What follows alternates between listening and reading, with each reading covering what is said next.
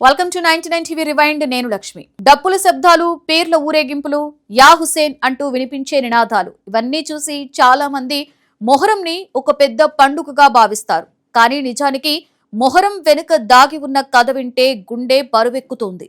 ఇది సంబరాల కథ కాదు, ఇది రక్తంతో రాసిన చరిత్ర.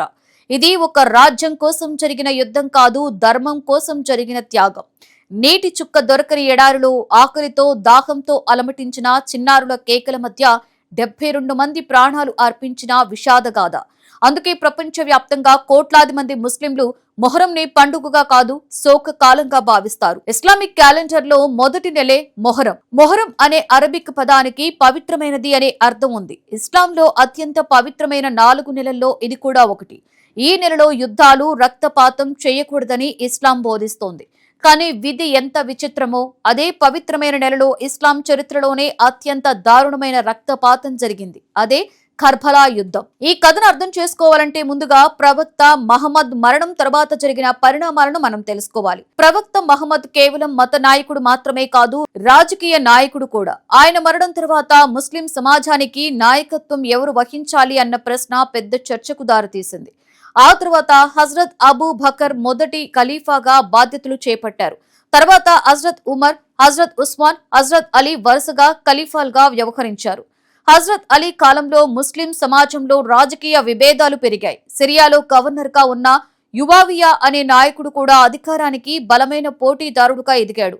చివరికి హజరత్ అలీ హత్యకి గురయ్యాడు. ఆ తర్వాత ఆయన పెద్ద కుమారుడు ఇమాం హసన్ నాయకత్వం చేపట్టిన అంతర్గత యుద్ధాలు మరింత పెరగకుండా ఉండేందుకు ఆయన మువావియాతో ఒప్పందం చేసుకుని రాజకీయాల నుండి తప్పుకున్నారు. అయితే మువావియా మరణం తర్వాత పరిస్థితి పూర్తిగా మారిపోయింది. ఆయన కుమారుడు యజీద్ అధికారంలోకి వచ్చాడు. కానీ యజీద్ పాలనను చాలా మంది ముస్లింలు అంగీకరించలేదు. ఎందుకంటే యజీద్ పాలనలో విలాసవంతమైన జీవితం, రాజకీయ అణచివేత, మతపరమైన విలువలకు విరుద్ధమైన చర్యలు పెరిగాయని ఆరోపణలొచ్చాయి. ఈ సమయంలో ప్రవక్త మహమ్మద్ మనవడు హజరత్ అలీ కుమారుడు అయిన ఇమాం హుసేన్ యజీద్ కు విధేయత ప్రకటించడానికి నిరాకరించారు. ఇక్కడే కర్బలా కథ మొదలైంది. ఇమాం హుసేన్ దృష్టిలో ఇది కేవలం రాజకీయం కాదు, అన్యాయం చేసే పాలకుడికి తల వంచటం అంటే సత్యాన్ని చంపడమే అని ఆయన నమ్మారు. అందుకే ఆయన యజీద్ కు విధేయత ప్రమాణం చేయలేదు. ఇదే యజీద్ కి కోపం తెప్పించింది. ఇరాక్ లోని కుఫా ప్రాంత ప్రజలు హుసేన్ కు లేఖలు రాశారు. మీరు రండి, మేమంతా మీ వెంటే ఉంటామని హామీ ఇచ్చారు. దాంతో ఇమాం హుసేన్ తన కుటుంబ సభ్యులు, పిల్లలు, కొద్దిమంది అనుచరులతో కలిసి కుఫా వైపు ప్రయాణం ప్రారంభించారు. కానీ యజీద్ సేన ముందుగానే కుట్ర పన్నింది. కుఫా ప్రజలను భయపెట్టి వెనక్కి తగ్గించింది. హుసేన్ బృందాన్ని కర్బలా అనే ఎడారి ప్రాంతంలో అడ్డుకుంది. అది క్రీస్తు శకం 680 అక్టోబర్ నెల. మండుతున్న ఎడారి, ఒకవైపు వేలాది మంది సైనికులు, మరొక వైపు కేవలం 72 మంది మాత్రమే. అందులో మహిళలు, చిన్నపిల్లలు కూడా ఉన్నారు. యజీద్ సేన మొదట హుసేన్ బృందానికి నీటి సరఫరా నిలిపివేసింది. యూఫ్రటీస్ నది దగ్గరికి కూడా వెళ్లనివ్వకుండా చేసింది. ఆ దృశ్యాలను ఊహించుకుంటేనే గుండె పగిలిపోతుంది. చిన్నపిల్లలు నీరు నీరు అంటూ ఏడుస్తూ ఉన్నారు. తల్లుల చేతుల్లో పిల్లలని పట్టుకుని ఆకాశం వైపు చూస్తున్నారు. కానీ ఎడారి మధ్యలో నీటి చుక్క కూడా లేదు. హుసేన్ సోదరుడు అబ్బాస్ నీళ్లు తెచ్చేందుకు ప్రయత్నించి యుద్ధంలో మరణించాడు. 6 నెలల చిన్నారి అలీ అస్కర్ దాహంతో విలవిల్లాడిపోతున్నాడు. అతనికి నీళ్లు ఇవ్వమని హుసేన్ వేడుకున్నా శత్రు సైన్యం కరుణ చూపలేదు. చరిత్ర ప్రకారం ఆ చిన్నారిని కూడా బాణంతో చంపేశారు. మొహరం 10వ రోజు అంటే అఘారా రోజు అసలు విషాదం స్టార్ట్ అయింది. హుసేన్ అనుచరులు ఒక్కొక్కరుగా యుద్ధ రంగంలోకి వెళ్లి వీరమరణం పొందారు. హుసేన్ కుటుంబంలోని యువకులు, బంధువులు, స్నేహితులు అందరూ మరణించారు. చివరికి ఇమాం హుసేన్ ఒంటరిగా మిగిలిపోయారు. అయినప్పటికీ ఆయన వెనక్కు తగ్గలేదు. చివరికి యుద్ధ రంగంలో ఆయనను కూడా హతమార్చారు. చరిత్రకారుల ప్రకారం హుసేన్ మరణంతో యుద్ధం ముగియలేదు. ఆ తరువాత జరిగిన దారుణాలు మరింత భయంకరమైనవి.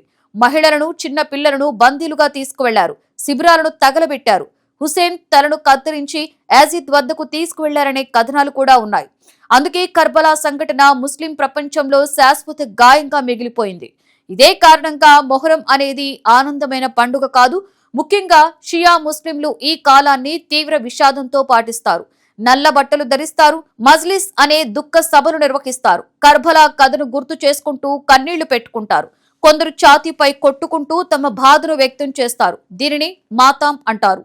అఖారా రోజున ప్రపంచవ్యాప్తంగా భారీ ఊరేగింపులు జరుగుతాయి. యా హుసేన్ అంటూ నినాదాలు వినిపిస్తూ ఉంటాయి. కర్బలా అమరుల త్యాగాన్ని గుర్తు చేసుకుంటారు.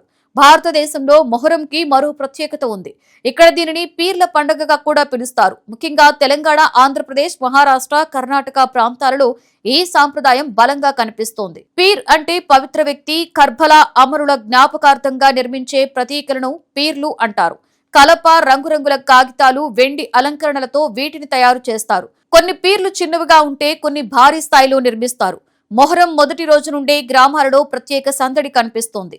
పీర్ల గుడిసెలు నిర్మిస్తారు. ప్రజలు మొక్కులు మొక్కుతూ ఉంటారు. కొందరు పీర్లకు చాదర్లు సమర్పిస్తారు. డప్పులు, తాషాలు మోగిస్తూ ఊరేగింపులు నిర్వహిస్తారు. తెలుగు రాష్ట్రాలలో పీర్ల పండగ మత సామరస్యానికి ప్రతీకగా నిలిచింది. చాలా గ్రామాలలో హిందువులే పీర్లను మోస్తారు. కొందరు హిందూ కుటుంబాలు తరతరాలుగా పీర్ల సేవ చేస్తున్నారు. కొన్ని ప్రాంతాలలో అలావా సాంప్రదాయం ఉంటుంది. పెద్ద అగ్నిగుండం వెలిగించి దాని చుట్టూ భక్తులు తిరుగుతారు. కొందరు భక్తి ఉత్సాహంతో అగ్నిగుండం మీద కూడా నడుస్తారు. ఈ ఆచారాలు ప్రాంతాన్ని బట్టి కూడా మారుతూ ఉంటాయి. మొహరం సందర్భంగా నియాజ్ అనే ఉచిత భోజనాలు కూడా ఏర్పాటు చేస్తారు. పేదలకు అన్నదానం చేస్తారు. షర్బత్, హలీం, పులావ్ వంటి వంటకాలను పంచుతూ ఉంటారు. ఎందుకంటే కర్బాలా త్యాగం కేవలం ఒక కుటుంబం కథ కాదు, ఆకలితో దాహంతో చనిపోయిన అమరుల జ్ఞాపకం. మొహరం గురించి మరో ముఖ్యమైన విషయం ఏమిటంటే ఇది కేవలం ముస్లింలకే పరిమితం కాలేదు. కర్బలా త్యాగం ప్రపంచవ్యాప్తంగా అనేక మందికి స్ఫూర్తిగా మారింది. మహాత్మా గాంధీ కూడా ఇమాం హుసేన్ గురించి ప్రస్తావిస్తూ సత్యం కోసం త్యాగం చేయడం కర్బలా నేర్పింది అని అన్నట్లుగా అనేక చరిత్ర పుస్తకాలు చెబుతూ ఉన్నాయి. ఇప్పటికీ ప్రపంచవ్యాప్తంగా కర్బలా యాత్రలు జరుగుతాయి. ఇరాక్లోని కర్బలాలో హుసేన్ సమాధిని దర్శించుకునేందుకు లక్షలాది మంది వెళ్తారు. అఘారా సందర్భంగా అక్కడ కనిపించే దృశ్యాలు ప్రపంచంలోనే అతి పెద్ద మత సమూహాల్లో ఒకటిగా భావిస్తారు. మొత్తానికి మొహరం అనేది కేవలం పీర్ల ఊరేగింపులు కాదు, అది ఒక భావోద్వేగం.